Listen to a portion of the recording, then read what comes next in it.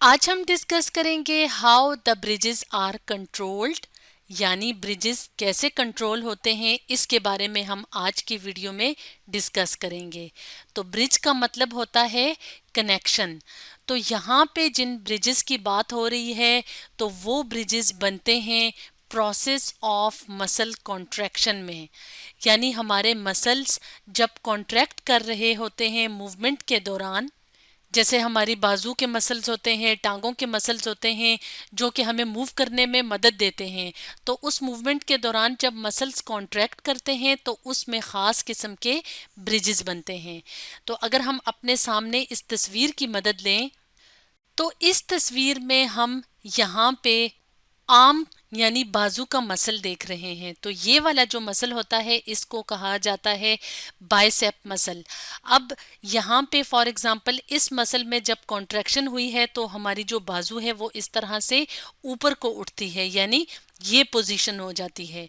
और अगर इस मसल के अंदरूनी यानी इंटरनल पार्ट्स को देखें तो यहाँ पे हम इसको ओपन करके देख रहे हैं। तो यहाँ पे हमें इस तरह से बंडल्स बंडल से नजर आ रहे हैं। तो ये क्या हैं? फाइबर्स, यानी मसल के फाइबर्स हैं। तो जब ज्यादा सारे फाइबर्स मिलते हैं तो वो एक मसल बनाते हैं। और अगर हम यहाँ पे देखें एक फाइबर का जो मतलब ये जो एक बंडल है इसको मजीद बड़ा करके देखें तो इसमें छोटे छोटे हमें और बंडल्स नजर आ रहे हैं यहाँ पे। तो इन छोटे वाले बंडल्स को कहा जाता है मायोफिब्रिल्स। तो अगर एक मायोफिब्रिल को हम इस तरह से ओपन करके देखें तो यहाँ पे हमें एक मायोफिब्रिल नजर आ रहा है।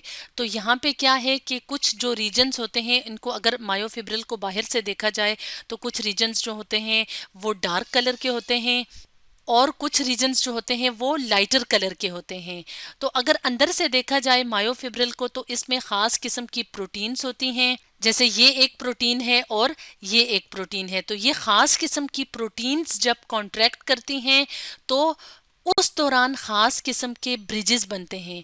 तो उन ब्रिजेस के बनने तो वो जो ब्रिजेस बनते हैं वो बनते हैं मसल कॉन्ट्रैक्शन के दौरान, यानी दो प्रोटीन्स के दरमियान जो है वो एक कनेक्शन सा बनता है और फिर टूटता है, फिर बनता है, फिर टूटता है, यानी जब मसल कॉन्ट्रैक्ट कर रहा होता है तो ये ब्रिजेस बनते हैं। तो आज की वीडियो में हम देखेंगे कि किस तरह से ये जो ब्रिजेस बनते हैं मसल कॉन्ट्रैक्शन के दौरान तो ये कैसे कंट्रोल होते हैं। तो यहाँ पे ये जो पार्ट दिखाया हुआ है इसको सार्कोमेयर कहा जाता है, यानी जो है वो ज़्यादा सारे सार्कोमेयर्स मिल के एक मायोफिब्रिल बनाते हैं। तो ये वाली प्रोटीन्स जो हैं वो सार्कोमेयर में मौजूद होती हैं। अब हम यहाँ पे अपने सामने एक और तस्वीर की मदद से देखेंगे कि किस तरह से मसल कॉन्ट्रैक्शन का जो प्रोसेस है वो स्टार्ट होता है। तो मसल कॉन्ट्रैक्शन जो है वो इनिशिएट होती है, यानी इनिशिएट का मतलब होता है स्टार्ट होना, जब हमारे मसल्स तक नर्व इम्पल्स पहुंचती है। नर्व इम्पल्स किसे कहा जाता है? नर्व इम्पल्स उस मैसेज को कहते हैं जो कि न्यूरॉन्स के जरिए से ट्रेवल करते हुए इफेक्टर तक आता है। इफेक्टर्स क्या होते हैं? जैसे हमारे मसल्स हैं, जैसे ग्लैंड्स हैं। तो यहाँ पे जो है वो नर्व इम्पल्स जो है वो आई है मसल्स तक ताकि मसल्स जो है वो कॉन्ट्रैक्ट हों, और नर्व इम्पल्स जो है वो इलेक्ट्रिक सिग्नल की शक्ल में न्यूरॉन से ट्रेवल करती हुई यहाँ हमारे मसल्स तक पहुँच रही है। तो जब नर्व इम्पल्स जो है वो मसल्स तक पहुंचती है तो उस वक्त मसल के अंदर ख़ास किस्म के स्ट्रक्चर्स होते हैं जो कि रिलीज़ करते हैं कैल्शियम आयंस को। तो अगर हम यहाँ पे अपने सामने एक और तस्वीर ले आएं तो यहाँ पे हम मसल के अंदरूनी हिस्से को देख सकते हैं जिससे कि कैल्शियम रिलीज़ होती है। ये एक मसल सेल दिखाया हुआ है, यानी ये एक मसल है, सॉरी मसल सेल नहीं, ये एक मसल है। इसको हम ओपन करके देखें तो यहाँ पे हम मसल फाइबर को देख रहे हैं, जैसे हमने वीडियो के स्टार्ट में बताया।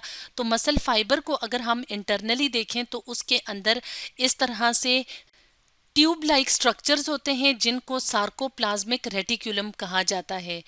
तो सार्कोप्लाज्मिक रेटिक्यूलम जो है उनका काम क्या होता है? ट्रांसपोर्ट करना, यानी मटेरियल्स को एक हिस्से से दूसरे हिस्से तक पहुंचाना, मसल्स के एक हिस्से से दूसरे हिस्से तक पहुंचाना। तो सार्कोप्लाज्मिक रेटिक्यूलम के बिल्कुल बाहर सार्कोलेमा होती है, या हम कहें कि मसल की सेल मेम्ब्रेन मौजूद होती है। तो सार्कोप्लाज्मिक रेटिक्यूलम के बिल्कुल साथ जो है वो इस तरह से आप टी ट्यूब्यूल्स को देख रहे हैं। तो जब नर्व इम्पल्स यहाँ पे सार्कोलेमा या सेल मेम्ब्रेन तक आती है तो वो टी ट्यूब्यूल से होती हुई सार्कोप्लाज्मिक रेटिक्यूलम तक जाती है। जब ये सार्कोप्लाज्मिक रेटिक्यूलम तक जाती है तो उस टाइम क्या होता है, उस टाइम सार्कोप्लाज्मिक रेटिक्यूलम के अंदर जो स्टोर्ड कैल्शियम आयंस होते हैं वो रिलीज हो जाते हैं। अब जब ये कैल्शियम आयंस रिलीज हो जाते हैं तो ये क्या करेंगे, ये ख़ास किस्म की प्रोटीन्स के साथ बाइंड करेंगे और उन ख़ास किस्म की प्रोटीन्स को कहा जाता है ट्रोपोनिन प्रोटीन्स। अब हम एक एनिमेशन की मदद से इस सारे प्रोसेस को एक्सप्लेन कर लेते हैं कि किस तरह से मसल कॉन्ट्रैक्शन के दौरान जो है वो ब्रिजेस बनते हैं। तो यहाँ पे अगर हम देखें तो ये वाली जो प्रोटीन है ये क्या है, थिन फिलामेंट्स जो कि एक्टिन कहलाते हैं। तो इन एक्टिन के पास ट्रोपोमायोसिन प्रोटीन भी होती है और इसके अलावा ट्रोपोनिन प्रोटीन भी पाई जाती है। तो ये जो ट्रोपोनिन कॉम्प्लेक्स है तो ये क्या करता है, इसके साथ आके कैल्शियम आयंस बाइंड करते हैं। जैसे यहाँ पे आप देख रहे हैं कि यहाँ पे क्या हो रहा है, कैल्शियम आयंस आके बाइंड कर रहे हैं। और अब जब ये कैल्शियम आयन बाइंड करेंगे तब एक्टिन के अंदर खास साइट्स मौजूद होती हैं जो जिन्हें मायोसिन बाइंडिंग साइट कहा जाता है। तो ये जो मायोसिन बाइंडिंग साइट्स होती हैं अब ये सामने आ गई हैं। अब जो थिक प्रोटीन है जिसे हम कहते हैं मायोसिन, तो वो क्या करेगी, मायोसिन जो है वो इन बाइंडिंग साइट्स की तरफ आएगी। तो अब जो मायोसिन का हेड है उसके उसके पास एडीपी और फॉस्फेट मौजूद है। एडीपी क्या है, एडिनोसिन डाइफॉस्फेट। तो अब क्या होगा, इसके बाद जो मायोसिन का हेड है वो जाके अटैच हो जाएगा एक्टिन के साथ। तो ये वो पॉइंट होता है जब क्या बना हुआ है, एक्टिन, ये जो थिन फिलामेंट्स है ये और इनके मायोसिन के दरमियान हेड।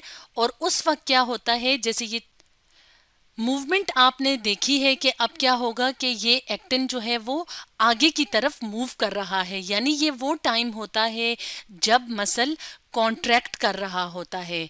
और जैसे यहाँ पे आप देख रहे हैं मसल क्या कर रहा है, कॉन्ट्रैक्ट कर रहा है। उसी वक्त क्या होता है, एडीपी और पीआई जो हैं वो रिलीज हो गए और एक एनर्जी मॉलिक्यूल जिसका नाम है एटीपी वो अटैच होता है। जैसे ही ये आके अटैच होता है मायोसिन के साथ तो ये ब्रिज जो है वो टूट जाता है। तो इस तरह से मसल कॉन्ट्रैक्शन के दौरान ब्रिजेस बनते हैं और फिर उसके बाद टूट जाते हैं यानी ब्रेक कर जाते हैं। और इस तरह से ये साइकिल चलता रहता है। जैसे कि अब हम इस तस्वीर की मदद से देखें तो यहाँ पे ये वाले जो फिलामेंट्स हैं यानी ये जो प्रोटीन्स हैं ये क्या हैं, ये थिक प्रोटीन्स हैं जिनको मायोसिन कहा जाता है। और ये वाली जो हैं वो थिन प्रोटीन्स हैं जिनको एक्टिन कहा जाता है। तो जब मायोसिन के पास एडीपी और पीआई मौजूद होते हैं तो उस टाइम पे क्या होता है कि ये एक कनेक्शन सा बनाते हैं यानी क्रॉस ब्रिज सा बनाते हैं एक्टिन के साथ। क्योंकि एक्टिन के साथ जैसे ही कैल्शियम और जो ट्रोपोनिन का कॉम्प्लेक्स बनता है तो उस टाइम पे एक्टिन के अंदर जो बाइंडिंग साइट्स होती हैं वो सामने आ जाती हैं और एक ब्रिज सा, क्रॉस ब्रिज सा बन जाता है। जब इस तरह का ब्रिज बनता है उस टाइम उसके बाद क्या होता है कि फॉस्फेट ग्रुप जो है वो रिलीज हो जाता है और उस टाइम ये जो एक्टिन है, जो थिन फिलामेंट है, उसकी मूवमेंट इस तरह से आगे की तरफ होती है यानी एक पावर स्ट्रोक सा जो है वो लगता है जिसकी वजह से ये एक्टिन जो है वो क्या कर रहा है, स्लाइड कर रहा है इस मायोसिन के ऊपर और मसल जो है वो ओवरऑल कॉन्ट्रैक्ट कर रहा है। तो जब ये होगा उसके बाद क्या होगा कि एडीपी का मॉलिक्यूल रिलीज हो गया है और जो एनर्जी मॉलिक्यूल है यानी एडिनोसिन ट्राइफॉस्फेट वो आके मायोसिन के हेड के साथ अटैच हो गया है। जब ये मायोसिन के हेड के साथ अटैच हो जाता है उस वक्त जो ये ब्रिज है ये यहाँ से टूट जाता है यानी ख़त्म हो जाता है। तो इस तरह से मसल कॉन्ट्रैक्शन के दौरान ये ब्रिजेस बनते हैं और टूटते हैं। तो स्टूडेंट्स आज हमने डिस्कस किया how the bridges are controlled.